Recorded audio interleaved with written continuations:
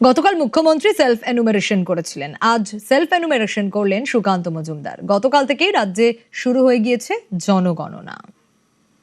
জনগণনা অত্যন্ত প্রয়োজনীয় যে কোনো দেশের জন্য।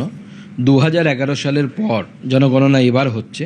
জনগণনায় প্রাপ্ত তথ্যের উপর ভিত্তি করে একটি সরকার তার উন্নয়নমূলক যে প্রজেক্টস বা পরিকল্পনা তা করে। তো অতএব এই যে তথ্য বা ডেটা, এটা হচ্ছে বেসিস যে কোনো গভর্নমেন্টের বা যে কোনো সরকারের উন্নয়নের পরিকল্পনা করবে, কীভাবে পরিকাঠামো ডেভেলপ করবে। নিজেও অংশগ্রহণ করলাম।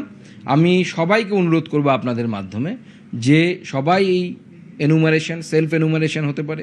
16 তারিখের পর থেকে গণনাকারীরা আপনাদের বাড়িতে বাড়িতে যাবেন।